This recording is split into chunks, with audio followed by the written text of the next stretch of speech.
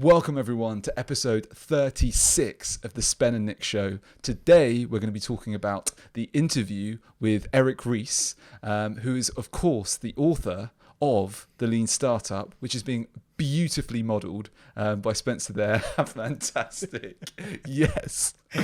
And today what we want to do is we're literally, it's hot off the press. The webinar just happened literally 20 minutes ago. Spencer and I have just shared our notes with each other, and what we want to do is share those notes with you.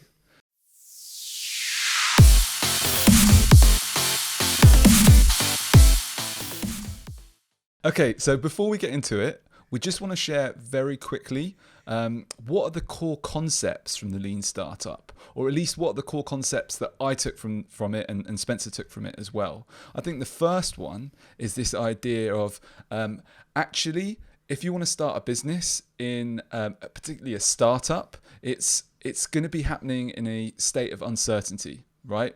You don't know if what's going to work. You don't know what's going to be right, what's going to be wrong. And particularly if you're doing it now in a pandemic and a global crisis, it's extreme uncertainty. Therefore, what you need to do is take a scientific approach. Now, by a scientific approach, what the Lean Startup talks about is this idea of come up with a hypothesis, and then what you need to do is test that hypothesis. Now, the way that you do it is by very quickly creating what's called a minimum viable product. The most basic version of your idea that you can give to some customers, get their feedback from it, and then work out what worked well and what didn't so that you can learn from it.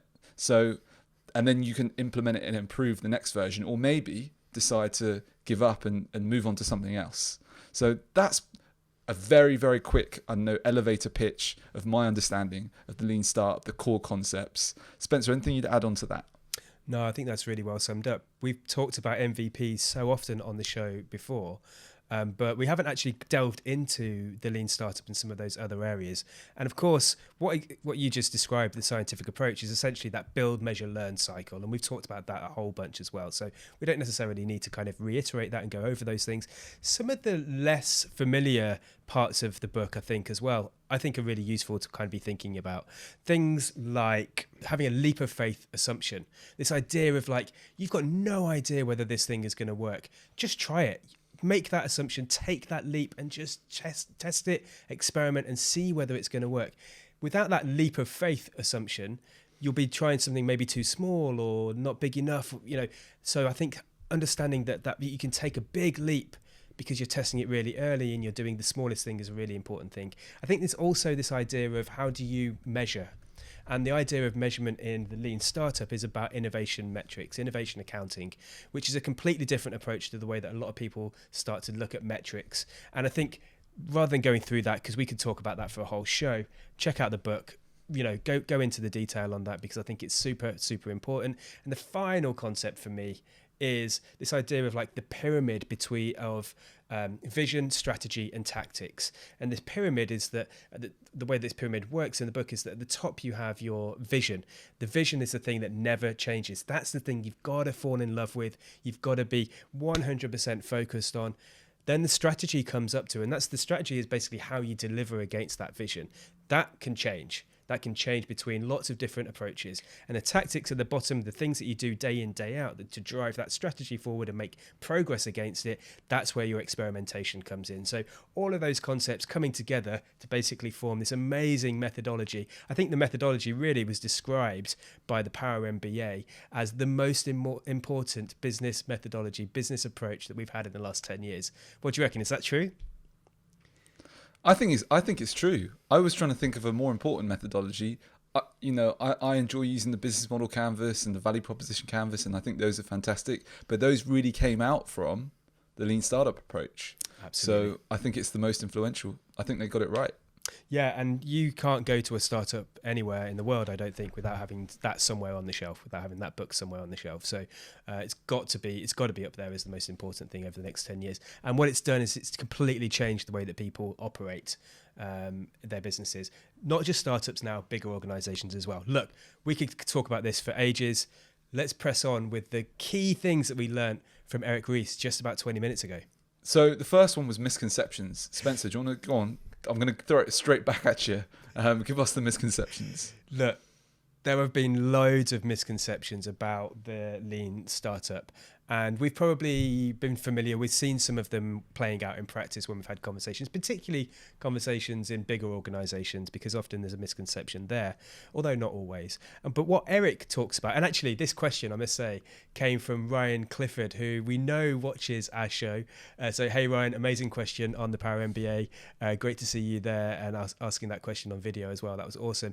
Really great question as well. So the two misconceptions that Eric talked about was, the first one was lean does not mean cheap. And of course, like, what a lot of people think is that these two words are kind of one, and lean is like running a really lean team is a really cheap team. It's a really small team. It's not costing you lots of money. And actually there's loads of misconceptions about that idea of it being cheap.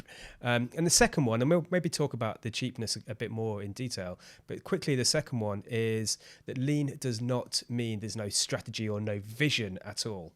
Lean has to have vision, and actually vision is probably the most important thing with lean. So why don't we dig into a couple of those things really quickly? I know you had something to say, Nick, about the idea of cheapness. Yeah, I thought it was really interesting how Eric said that just because you're adopting lean startup methodology doesn't mean that you're anti-investment or anti-funding. So you can absolutely get investment from venture capital companies or whatever firms, and still adopt the lean startup approach. So that was, I think, an interesting point that I took from the webinar. Yeah, I love that. I think that's totally right. It's in a methodology, not a point about whether you're frugal, right? Lean does not mean you're frugal or that you should celebrate not paying people the right amount of money to work for your organization. It's all about testing. It's all about experimentation. It's all about driving progress Learning. for the right and learning. Exactly. Now that second one as well is about that idea of strategy. Super important, because as we talked about, or the vision, what we talked about just a minute ago with that pyramid, the vision has to be so solid. You have to have that core, that kind of, in other books it's often referred to as the North Star, that one direction of travel that you're going towards. That vision can't move, and you've got to have that, almost cut yourself open, and you've got your vision written inside like a stick of rock, that it's like everything that you believe has got to be in that vision. And I think that's so important. So the thing, lean is that lean does not mean it's cheap. Lean does not mean there's no vision. You have to have a vision, and you have to be learning as efficiently, I think is the key, as possible, with your time and with your money. Nice. And I want to talk about something that I took away from it. So that was kind of one of the first points that I thought was interesting, to take away some of the misconceptions there. I think a second thing that I took from it that I thought was really interesting was how Eric talked about this idea that, imagine, I want you all there sitting at home watching this, imagine a time where you believed something that you now know to be wrong or false. Yeah? It's very hard to think back to those types of times, right? Because what happens is our brain, it kind of deletes that time when you didn't know something, or when you believed something that was actually wrong. And what it does is it just replaces it with you thinking that you basically always knew that it was this thing. I think that kind of makes sense from an evolutionary perspective, because you don't need to remember that you didn't believe that fact a long time ago.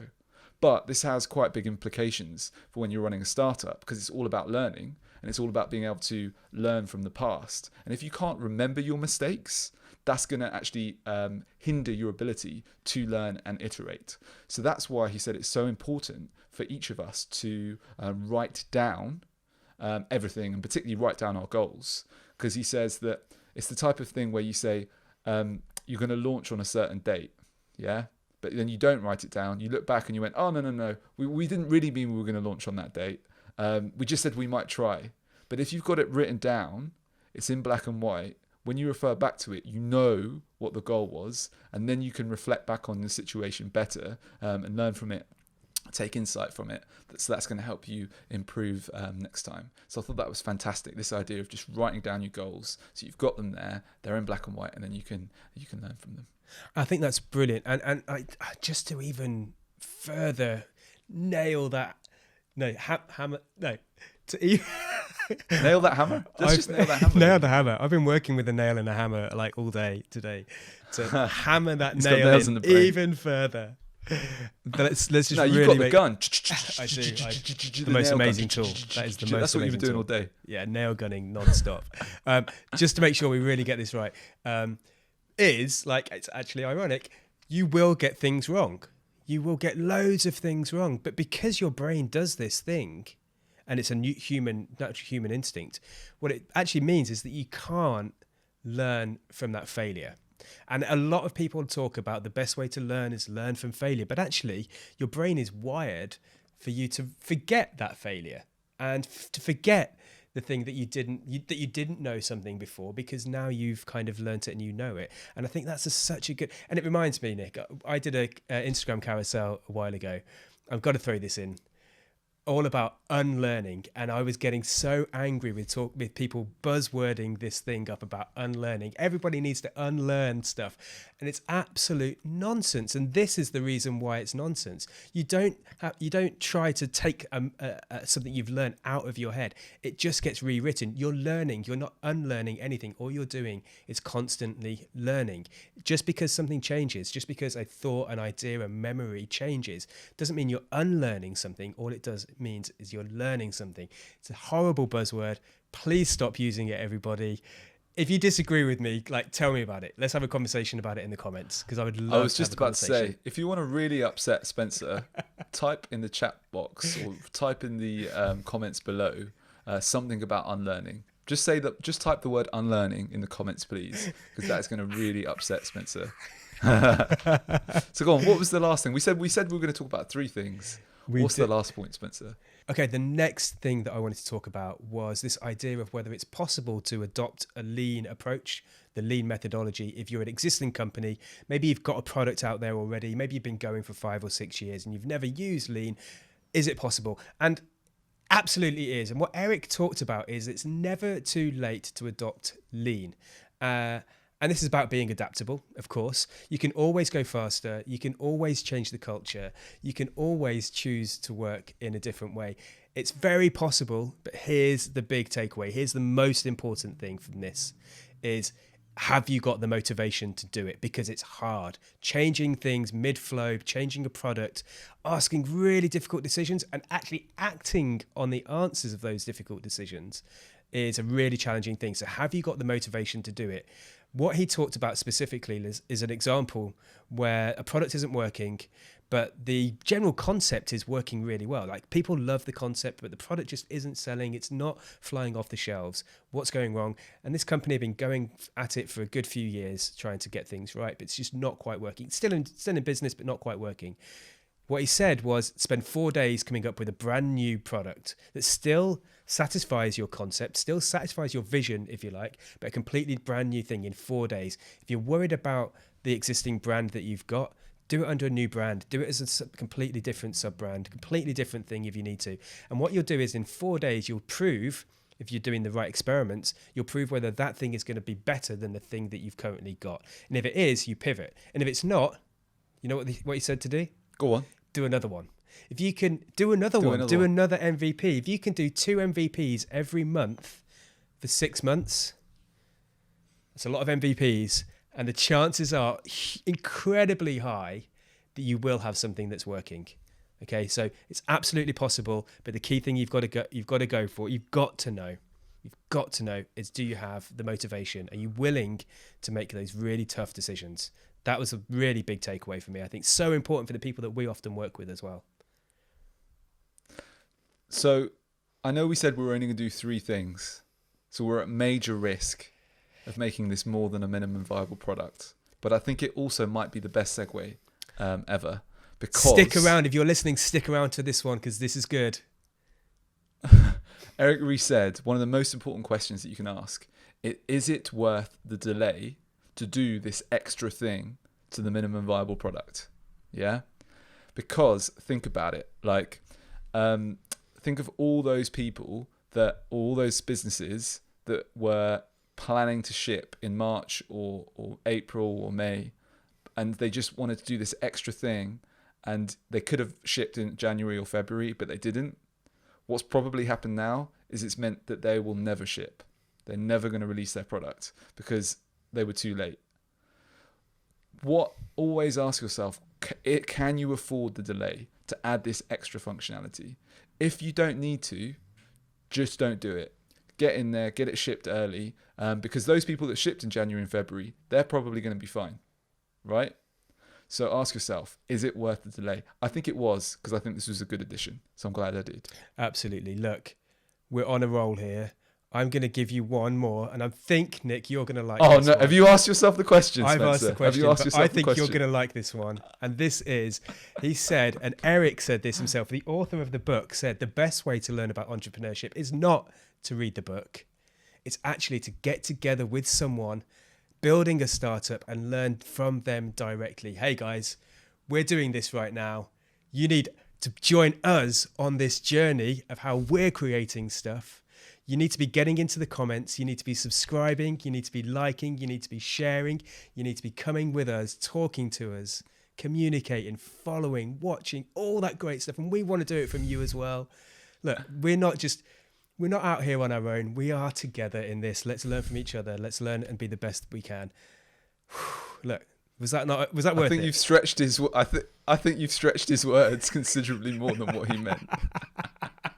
I think he meant more that we should all be building our businesses. But if you want to like, comment, subscribe to our channel, we would also appreciate that a lot as well. Look, we've taken up enough of your time for now. This has been great. It's been amazing doing the webinar with the Power MBA, but also great to take the notes to share them with you. Hopefully you got a little bit of value out of that as well. And we're going to see you next week at the latest.